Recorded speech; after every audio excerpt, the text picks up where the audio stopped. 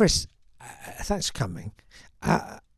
Could you tell me before we start, could you just explain your job? Okay, so I'm the production sound mixer, so I'm not responsible for recording the music, I'm not responsible for the effects.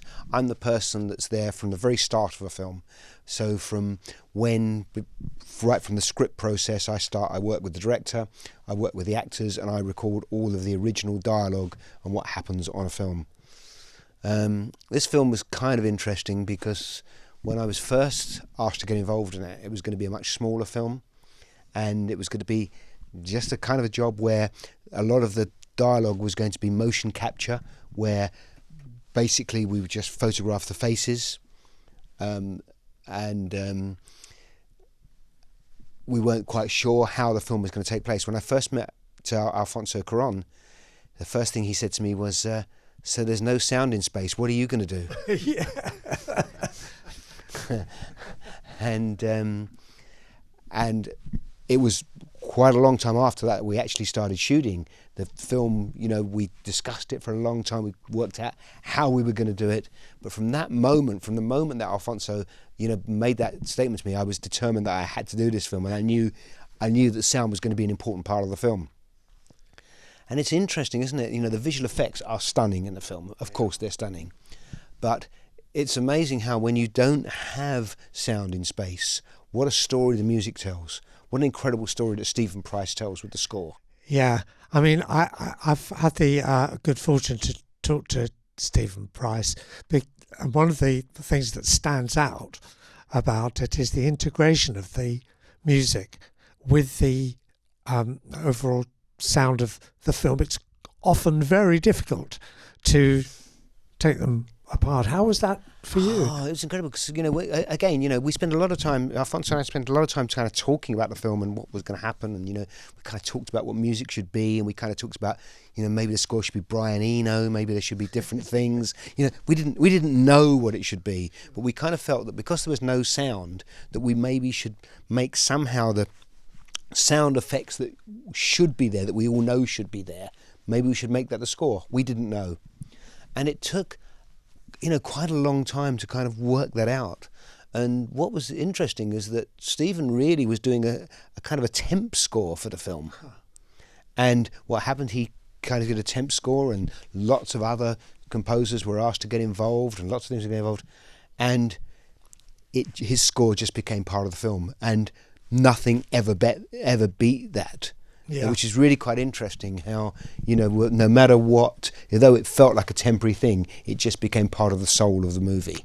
But did you, how did you even start? Did you take the point of view thing as a starting point? Because a lot of the time we're inside the space helmets, and that's your kind of way into sound. Yeah, there were lots of things about that. So you saw that she had a little mic. We made that mic. We made it, and there were several other mics in her headset, because one of the things I didn't want it to do is, we're on her, close-up of her a lot of the time. I didn't want it to sound too clean. It had to sound a little bit raw. So I specifically made it try to sound a little bit raw, but it also had to be somehow kind of in her head.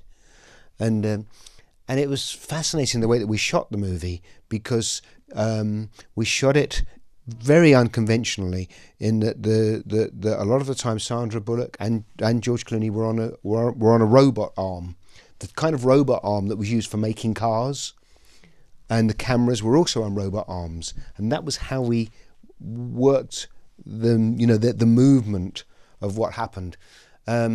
But also the thing that's very authentic is the lighting on her face and every time. So we filmed in kind of like an LED space box, and the lighting all changed as to where her rotation was in her orbit. So a lot of it was very, very accurately planned.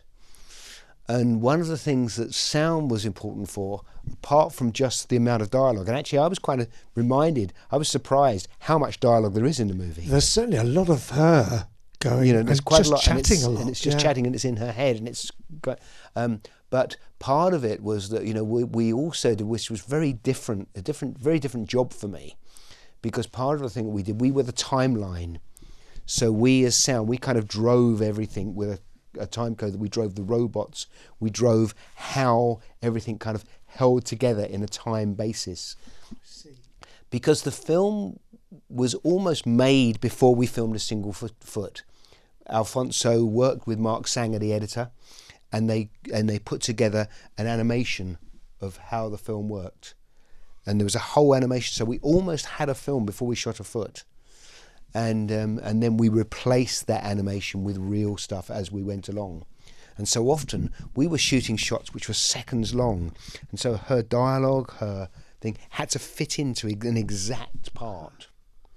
And one of the things that I took a view on very early on was how important her breath would be.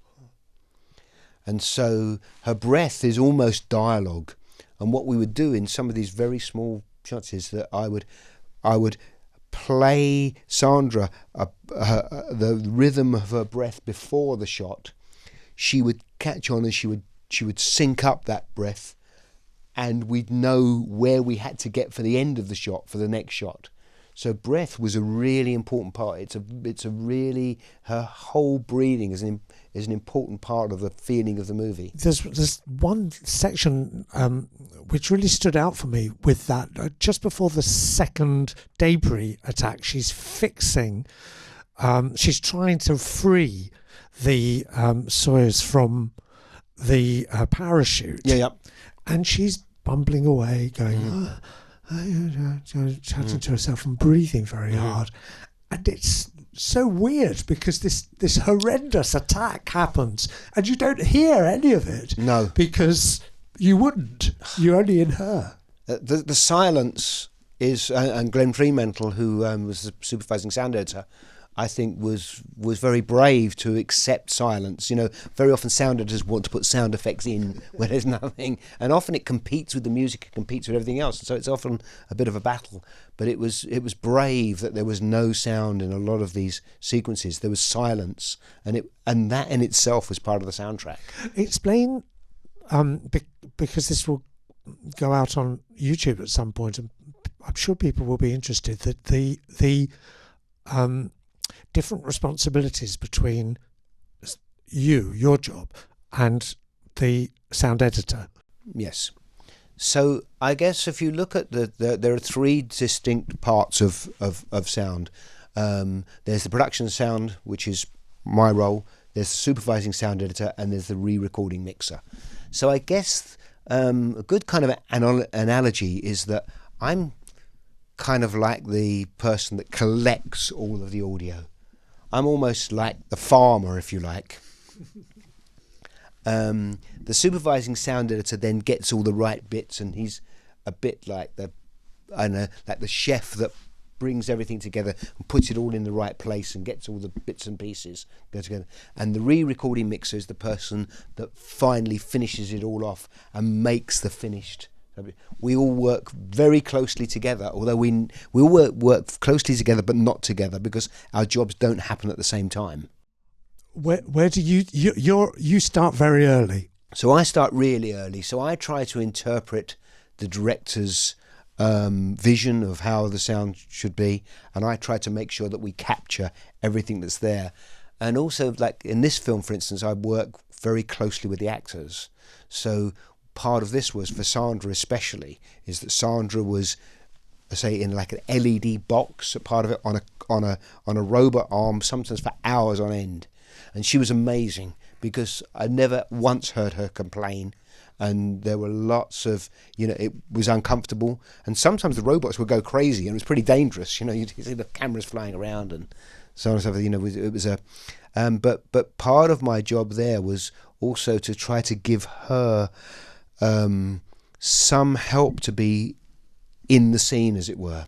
So I would play her. Sometimes the only, she was on it for hours, and then the only person she could talk to was me, because she'd have her headset and I would be talking to her, and a lot of the time I'd play her ambient sounds, just different ambient, not really music. And I guess, are you familiar with ASMR? Because at that time, I don't know whether we really spoke about ASMR, but I would try to play her sounds which made her feel. So I think the best thing I can think of as an explanation for that is when you run your hands down a blackboard, and that feeling sometimes gives you a kind of shiver down the back of your neck. I would try to play her sounds that would give her some kind of feeling. Some impetus. Because the most important thing for me was to try to keep her, A, entertained and comfortable, and B, kind of in the scene. So I'd play her all kinds of stuff. But sometimes in between, while things took a lot of time, I'd be playing her YouTube clips, and I'd be playing her comedy things or different bits of music. And often I was really surprised when she and George were together that I'd play bits of old kind of 80s and 90s music, and I was really shocked at how they really knew the words and they'd sing along, and it was really quite surprising because it was a very lonely place sometimes for them to be, because a lot of the setups took a lot of time. Yeah. How you start early? When do the other two contributors start? Well, quite a long time on this film, because there was such a lot of visual effects to do, but also there were Alfonso is very exacting. He knows what he wants, and he takes lots of time. So there were lots of other parts of post-production that happened. Different people contributed. Different sound designers came with different ideas. And it was a little while before Glenn Fremantle got involved. There were others before him who tried things, and Glenn finally kind of nailed what Alfonso wanted. And we also had an amazing dialogue editor, Nina Hartstone, who kind of really appreciated what I was doing and what Alfonso wanted. And we'd worked together before, and I think she really turned around the dialogue that was there in a way that really works. And she would be with you? Not with me. We never, interestingly, although we all those three kind of stages work really closely together, we talk to each other, we know, and we've done lots of films together, we never do our job at the same time. It's actually quite interesting. So we talk a lot, but I'll do my bit. I'll know at the Gravity stage. I didn't know who was going to do those stages because it changed, but I generally know what they like to receive from me. They know how I like to do things, and usually we gel to an end result. The story you seem to be telling is that if I've got this right, is that visually the whole thing was laid out because of the animation, like a plan of campaign. But people on the sonic side of it will be coming and going, and out of this, although you were a constant, other people emerged. Yeah, that did happen, and certainly as we spoke about Stephen Price emerged, because he, as I say, he was there at the start. He started off doing a temporary sound, temporary score. And he does such an amazing job that it just couldn't be bettered. When you put it all together, are you at the final mix, or do you leave that? You've moved on by then. I don't have to be. I usually try to be, and so it really depends on where I am at that point. Were you for this? I wasn't for this, no, because it took place. I think we shot in 2011, and it was kind of 2013 before the film was finished. That's right. It was a long post-production. And, another interesting thing was, it was a long time pre-production as well, because we started talking about the film, and then I was kind of asked, could I do a couple of days a week just to kind of go? And before I knew it, I was working 5-6 days a week for around 11 weeks, trying to really setting it up and making everything work and getting it together. And it was a film also that took a little while to get off the ground because of where it was. And I stuck with it because I just had this feeling that there was something special in this film. And it was interesting because, one of the Warner Brothers executives, who I knew quite well, on the first or second day of shooting, said to me, "Chris, I can't understand why you're so keen to do this film. Do you think it's going to be any good? I'm really not sure about it." And I said then, "This film's going to win Oscars." And they said, "Well, rubbish." Interesting. You had a nose for it, didn't you? I had a nose for it. I just had a feeling that this was something that had not been done. There was a story here, and that's what it's all about. And we could tell the story visually. I mean, Tim Webber, who was in charge of visual effects, had an incredible vision. And there was a key kind of group of us with the cinematographer Chivo Emanuel Levetsky and Tim Webber, and we in the whole preparation we worked very, very closely together, and especially the editor Mark Sanger, because editor usually comes on when we've shot the film or is more involved when we shot the film, although they start at the beginning. But Mark was there right from the very beginning, putting the animation together, putting the film together, and it was a very, very collaborative experience for all of us. It has an incredible flow to it. The film, from a very slow pace, and then once the first debris thing happens, it goes into a completely wild thing. But those shots seem to go on forever. I was going to say, because you almost can't see the edits. You can't. They're incredibly swift. They're incredible, and that's a real style. That was an intentional style that you wouldn't see that the film. And Lubezki's become very famous for that kind of continuous take kind of stuff. Yeah. As in The Revenant and exactly elsewhere. And Birdman. Yeah. As if done in one take. I was going to ask you about something that's completely... Oh, yes, I know. The fact that you started off in 2011 explains to me something that puzzles me, which is that you were nominated against yourself. Against Captain Phillips. Yes. The Paul Greengrass film. Yeah. In the same year, and they're very, very different. I know, films. And quite sad really, because I think that in another year, Captain Phillips might have won, because I'm pretty proud of Captain Phillips. That's an incredible film also, and I think for sound. It's a film where almost all of the dialogue's improvised. It's a completely different kind of film, and I think it's unfortunate it was up against Gravity, because I think another year it might have won. And in fact, your work on Gravity in particular won every award it was nominated for, be it, AMPS, the American Motion Picture Sound Award, you got that. So your craft was recognised, as well as the... do you feel that you actually made new things happen? Oh, we definitely made new things happen. Could you explain? But I think that what's really important is really how we were kind of enablers for Sandra.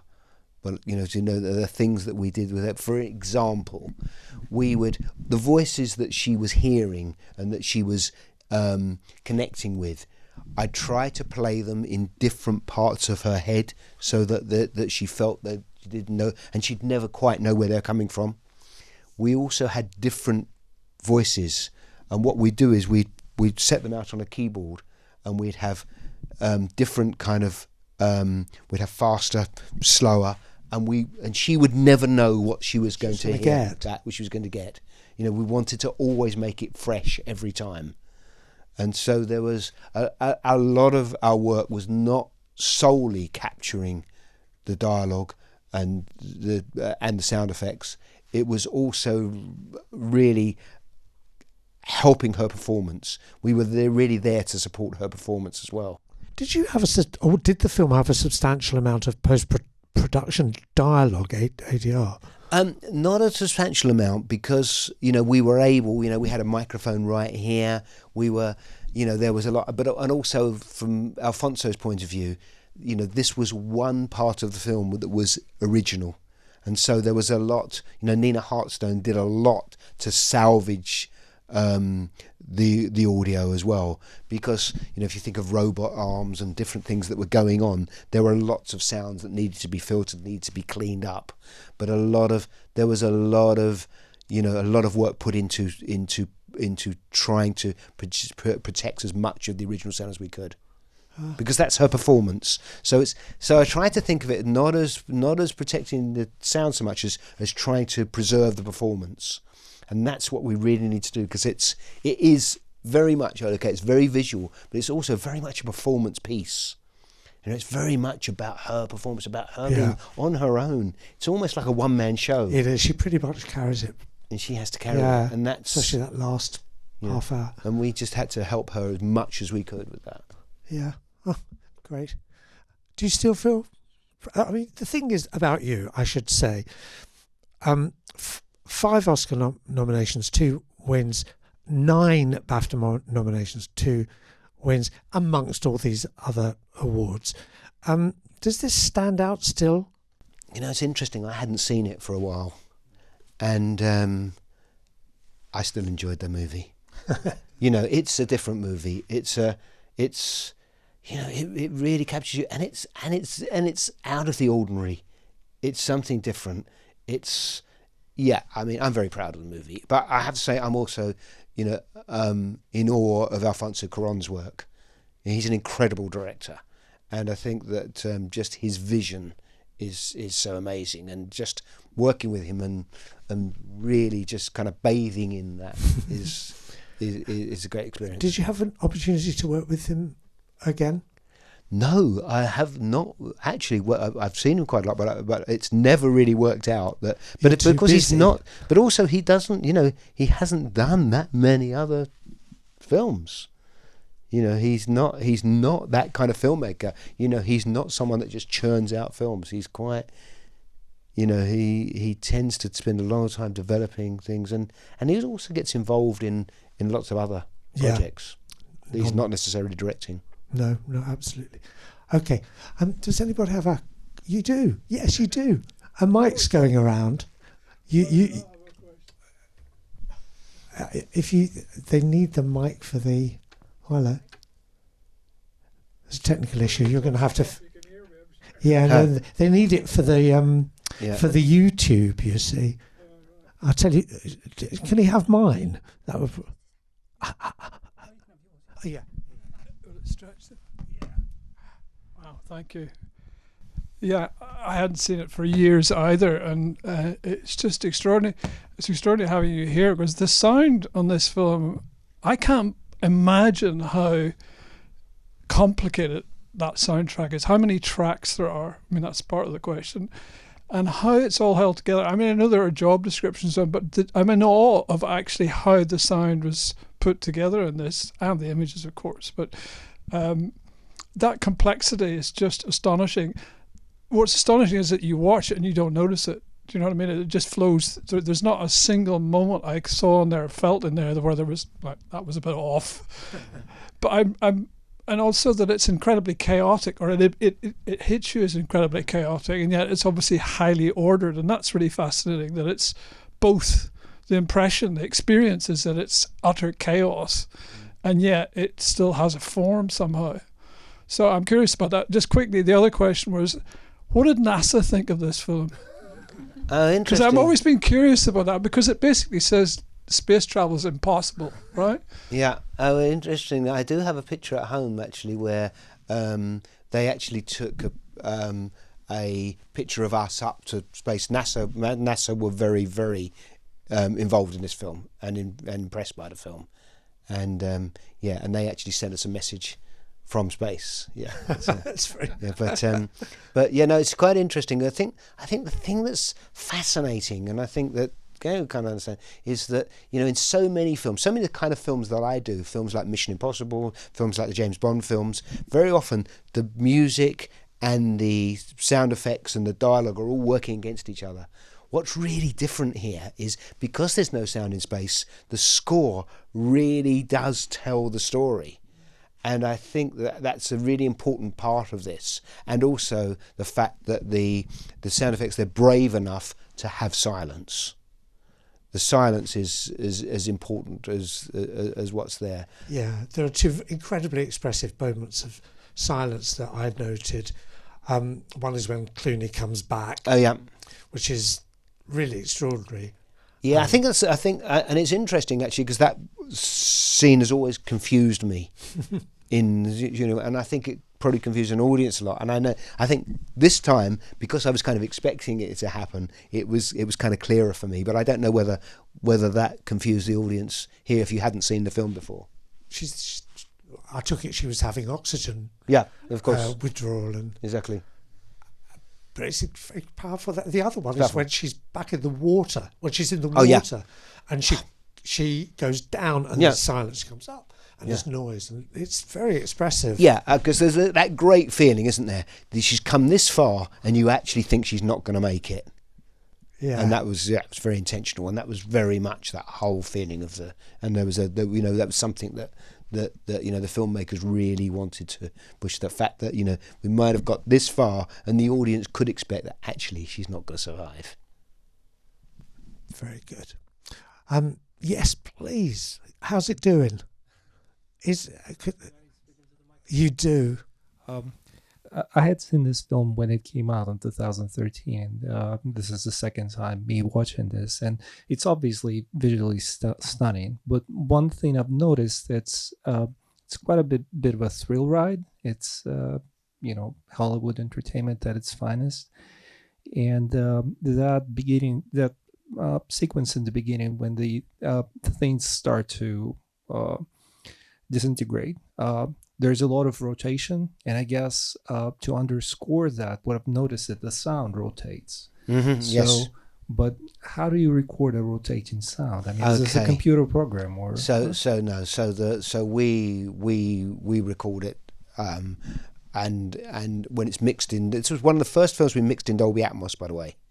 And so so when it was finally re-recorded, when the mixing was done, we had a lot more control of how the soundtrack could be, and I think it's a great example of Dolby Atmos. Could you explain what it is? It's an incredibly sophisticated program. Yes, it just gives us much more. I think it's interesting, and I think I'm sure now, this is 10 years ago, people are much more used to Dolby Atmos, but then it's a much more naturalistic kind of sound, isn't it? I think when we first started to get multi-channel audio, think of things like Apocalypse Now, and when the helicopters fly over your head, and all those kind of things. When the sound became maybe something of a spectacle. I think the great thing about Dolby Atmos is that it's somewhat more subtle, but actually more. And I think that it's a great example for me of using a new technology sparingly and well, and not overplaying it. And I think it's something that was certainly done in the final mix. So the rotation would have been actually just simply done by panning? Yeah. Moving from speaker to speaker to speaker. I'm just aware that many of these Hollywood productions, there's like special software written for it to basically to make it possible. And there's more and more, but again, so much has changed in the 10 years that we've done it. I mean, I think even things like I mentioned about the noises of the robots and things. I used fairly basic noise reduction software to try to get rid of that noises, and it was tricky because I was doing it on the fly. I had to do. Nowadays there are amazing programs which do it for you. I think it's incredible how quickly we move on now, but also I think it's incredible how this film really has stood the test of time. It is something that, because I watched it at home a couple of times, I don't know whether any of you have seen it on the small screen, but it's incomparable. You don't get the scare when these huge rotating things come and whip Sandra Bullock off the thing. You just don't get that at home. Well, it justifies the big screen. It does. It really does. Well, it was certainly shot for IMAX to a big extent, because I think I saw it. I think the first time I saw it on IMAX. It wasn't. There wasn't a 3D version. Or anything. No, there was, but it was done post. Yeah, it wasn't shot in 3D. Because pretty early on they reached for a floating screw. Exactly. Is that 3D? But Yes. I never remember. Yes, but it was done. It was done in post. Very interesting. Yeah. Okay, very good. Anybody else? Anybody else? Anybody else? Yes, a man with a hat. You said part of your job was to take the director's vision and sort of interpret it. do you remember what Alfonso Cuarón's initial vision for the sound was, and how much that changed as things went on? Yeah, pretty much. Like, they say the first thing he said to me, "There's no sound in space. What are you going to do?" And yeah, I think that we didn't know, and so what was a great part for me was exploring how the sound should be, and we spoke a lot about music. We spoke about what it should be, what the sound should be, and I think that the great thing was probably that my usual thing is very much that a director has a vision, and I try to interpret that. I think the great thing about this film is we work towards this together, and that's I think part of what makes this so special. It makes me wonder whether Warner Brothers must have been quite nervy, because normally a director has so much worked out, and here, although he must have had the visuals worked out, so much else was unknown. Yeah, also I think that the original concept was a much smaller budget film. Oh, was it? And it became a much bigger budget, much bigger film, and well, of course, and made Warner Brothers a lot more money. So it's not a. Oh gosh! Well, at least they gave them the money to do it. That's very good. And I think I should also say we had an incredible producer in David Heyman. Remember David Heyman? Who's been involved in so many amazing films, but from Harry Potter, but how he's moved on since then, and the incredible. So David was, I think, a great producer for this film. I mean, very famous, very well respected. Yeah, absolutely. Yeah, good. More. You've got one more, and then we'll close. You mentioned working with Sandra Bullock, but George Clooney obviously is the other star of the film, and we get to hear many times how the Hollywood stars, they have like special people taking care of their image, essentially, like Arnold Schwarzenegger having like 2 hair guys and something like that. But George Clooney also has this very recognizable voice, which is, he keeps talking about his blue eyes, but it's the voice, I think, that has a great part of his appeal. So was there any kind of special attention paid to, because I think a lot of people would recognize that. No, I think I had a again, because of where they were, I had an idea of a concept of how I wanted them to sound, and how they will be recorded close mics from this microphone that's here. But I wanted to get some of the, maybe not so obvious, but I wanted to get some of the kind of noise that you get from those kind of communication microphones, but I also wanted it to sound very close and in your head, in that glass. Bear in mind that when we shot it, there was no glass. The glass was put on afterwards. And the other thing I should say is that both George and Sandra are both the most non-Hollywood actors that I've ever worked with. They're both very, very easy and very, very, easy to work with, and not kind of Hollywood stars in their mentalities at all. Very good. And on that very happy and friendly note, well, thank you very much for being here, and to thank Chris Munro. Thank you. And thank you all for coming, and it's been great.